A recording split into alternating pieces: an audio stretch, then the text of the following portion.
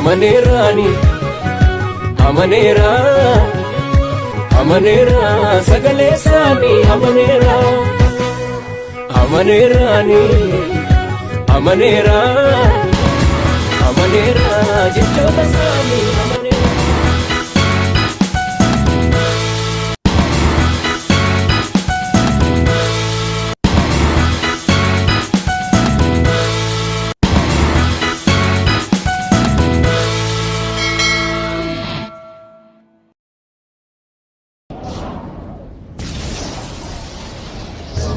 Macaafa Isaayyaas boqonnaa 40 lakkoofsa 29 inni warra dadhabaniif humna hin kenna, warra aangoo hin qabneefis jabina hin kenna.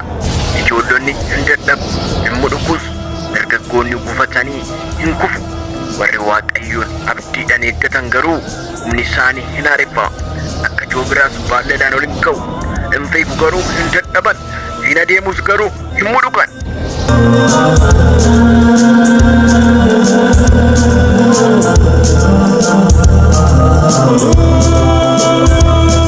Nanna beekaa ilaalee nanna beekaa barbaade kan lubbuu kiyyaaf wabii ta'u dachee kanarratti Yesuus duwwaan arge kan lubbuu kiyyaaf wabii ta'e parsantii 100%. Nanna beem ilaalee kan nama gammachiisu ardii kanarraa anaaf achichaalee iddoo boqonnaa isa samii gararraa. Jiruu fi jireenya kee keessatti yaadda'in isa si yaaddessis dabarsii gara Waaqayyootti kenni malee ati ofii keetii yaadda'in ittis hin dhiphatin. Waaqayyoonni simbirroota tuwwisa ittis hin uwwisa. Waaqayyoonni simbirroota sooressuunis sis soora waan ta'eef jechuudha. Kanaafiyyuu itti yaadi malee yaadda'in. Simbirroota moo situu Waaqayyo fuulduratti gatii qabaree? Mee caamata qulqullaa isa Luqaas caafe boqonnaa 12 lakkoofsa 22 irra kan jiru kaasan sii dubbisa. Boqonnaa 12 lakkoofsa 22 irra ergasii Yesuus bartoota isaatiin kanaafis isinitti hima, jireenya keessaniif waan nyaataniif yookiis dhabina keessaniif waan uffataniif yaadda'ina. Dhuguma siin jedha, waa'ee guyyaa boruutiif ati iyyaadde maalan nyaadha maalan uffadha jettees iyyaadde. Kan guyyaa boruu guyyaadhuma boruutu beeka. Boru waan taatu hin beektu, boru akka toltu hin beektu. Kan beeku Waaqayyo duwwaa waan ta'eefiyyuu, kanaafiyyuu isa si yaaddeessu hundumayyuu fuudhitii gara Waaqayyotti kenni.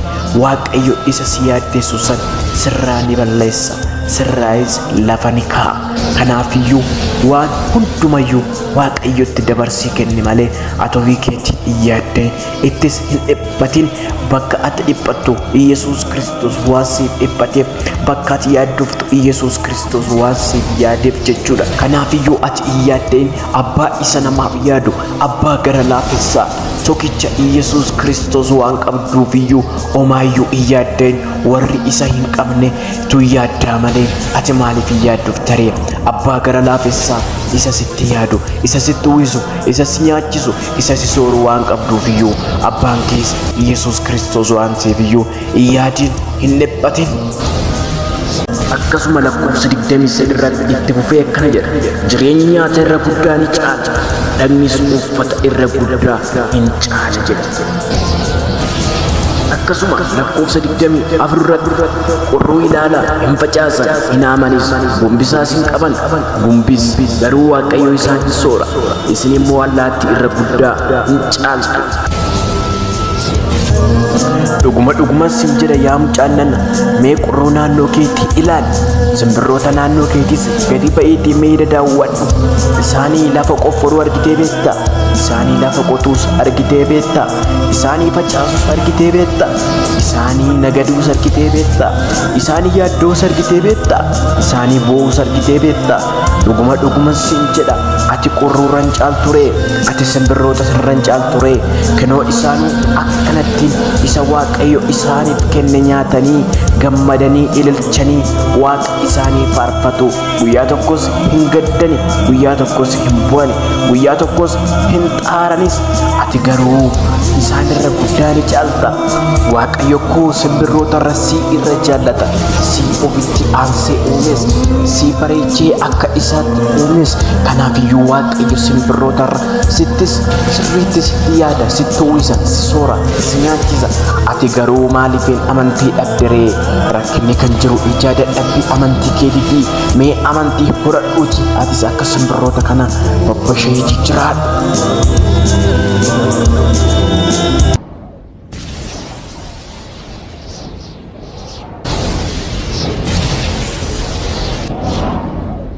Amaneerani, amaneera, amaneera, sagalee isaanii amaneera. Amaneerani, amaneera, amaneera, jechoota isaanii amaneera.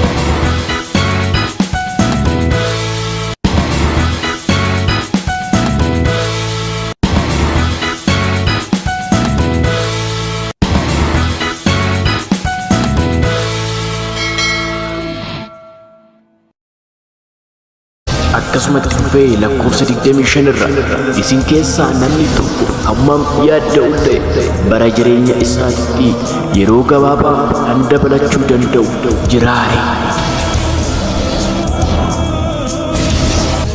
Dhuguma siin jedha, amma feete yaaddoftus, amma barbaadde itti yaaddus, amma barbaadde itti xiinxaltus, dhuguma siin jedha. Guyyaa tokko yookiin daqiiqaa tokko bara jireenya kee irratti dabalachuu hin dandeessu, hir'isuu hin dandeessu. Bara jireenya kee kan murteessu Waaqayyo duwwaadha. Kanaafiyyuu maaliif hin yaaddoftaree? Kanaafiyyuu Yesuus kan dubbate waan xiqqashuu amma odaa kana jijjiiruu erga hin dandeenye maaliifin yaaddofturee jedha. Kanaafiyyuu nuti yaadda'uu hin qabnu.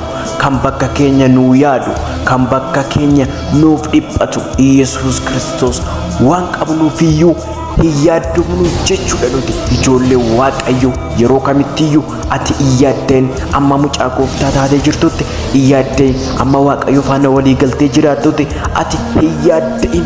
Warri Gooftaa hin qabne haa yaaddaan, warri Yesuus hin beekne haa yaaddaan, warri Yesuus itti hin amanne haa yaaddaan. Ati maaltu si dhiphisee abbaa bara baraa qabda ooti.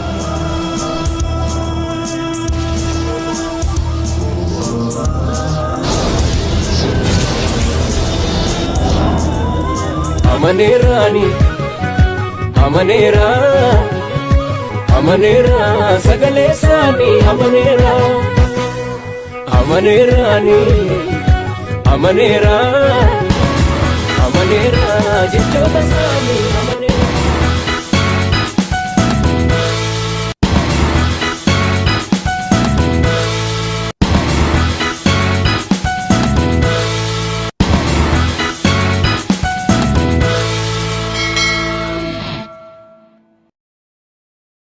Akkasumatti fufee 27 irra daraaronni bakkee attamitti akka biqilanii guddatan ilaala. Hin soqan, hin fo'anis. Haa ta'uyyuu malee Salamoon mootichi inni ulfina guddaa qaba ture illee isaan keessaa hamma isa tokko akka hin uffatin isinittan himaa. Akkasuma lakkoofsa 28 irra egaa Waaqayyo biqiltuu har'a bakkeetti argamee bor ibiddatti namutti akkana bareechee itti uffisa ergatee isinitti immoo hammam caalchisee haa uffisu isin warra amantiitti itti hir'atedha malee. Yaa mucaa namaa dubbii kana mee sirriitti qalbeeffadhuutii hubadhu. Akkas jedha daraaraa har'a akkasittiin bareedanii mul'atanii boru garuu immoo ibiddatti gubaman kana akkasittiin bareechee erga itti uwwisee isinitti immoo amma haa uwwisuu jedhe. Mee hubadhu iddoo kanatti, mee dhugumaan sirriitti hubadhu. Daraaraa naannoo keetii mee fakkeenya fudhadhuutii sirriitti ilaali. Yeroo lafa biqilanii babbareedanii sirriitti daraaranii hin babbareedu, garuu yoo xiqqoo turan immoo hin goggogu, hin badus. maarree atis biqiltuu naannoo kee jiru fakkeenya fudhadhuuti ilaali. Biqiltuun sun hin marga, hin latas, hin daraaras. Gaafa daraaru san daraaraan isaa irraa ni bareeda, sirriitti irraa bareeda. Garuu gaafa xiqqoo ture daraaraa sana harcaafatee hin fokkisa.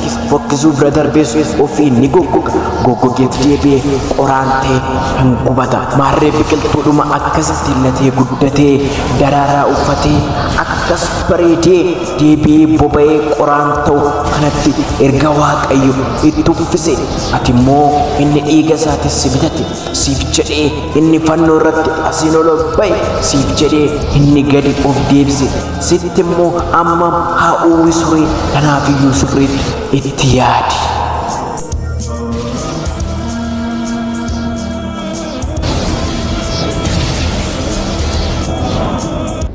Amaneerani, amaneera, amaneera, sagalee isaanii amaneera.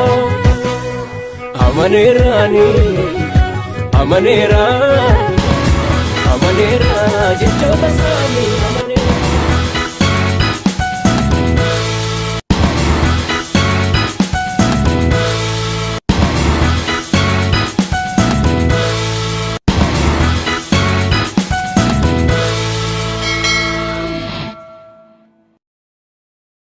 Akkasuma lakkoofsa 29 irraa isinoo yaada keessan waan nyaattanii fi waan dhugdan barbaaduutti hin hidhinaa, yaaddoodhaanis hin dhiphatinaa. Warri biyya lafaa irraa Waaqayyo hin beekne hundinuu yaada isaanii isaan kanatti hidhanii jiru. Suura kana argachuun akka isin barbaachisu abbaan keessan hin beeka. Duraan dursitanii yaada keessan mootummaa isaa barbaadachuutti hidhaa. Kana malees kan barbaachisu hundinuu immoo isiniif hin kennamaa jedha. Ammas itti fufee kinoo kanaafiyyuu yaada keessan waan yaaddan, waan nyaattanii fi waan dhugdanitti hin hidhaa jedha. Warri Yesuus hin beekneyyuu, warri Gooftaa Yesuus Kiristoos hin beekneyyuu, warri isatti hin amanneyyuu yaada isaanii, qalbii isaanii kanatti hidhataniitiin jiru.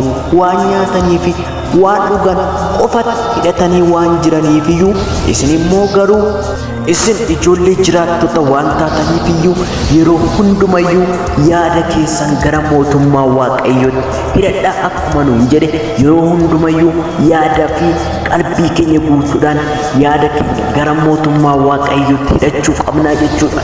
Yesuus yoomitti dhufa, boromoo iftaam laata jennee yaaduu qabnaa jechuudha.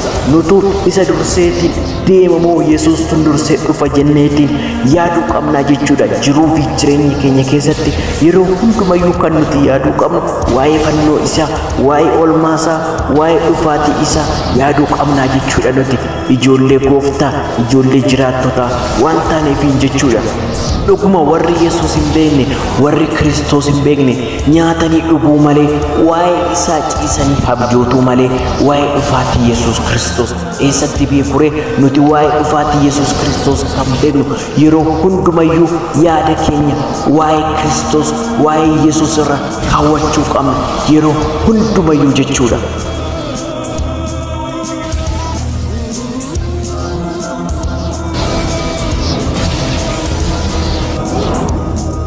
Amaneerani, amaneera, amaneera, sagalee isaanii amaneera. Amaneerani, amaneera, amaneera, jechoota isaanii amaneera.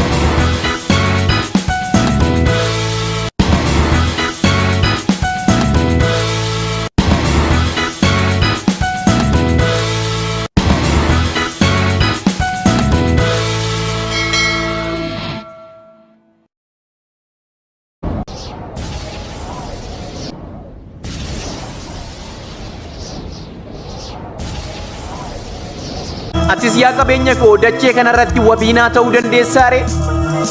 yoo na dhukkube mana yaalaa umana geessita isaanuu nan fayyistu umana yaalchista uffatas yoo ta'e salphaachidha hangasuu fi umanatti uwwista nyaatas yoo ta'e coomaaf keekiif bargaarii umana nyaachista qaama kiyyas furristee ulfajjee sagalii umana fakkeessita garuu wayi du'a na oolchita wayi lubbuu kiyyas mootummaa waaqayyotti galchita wayi lubbuu kiyyas duudii jalaa oolchita.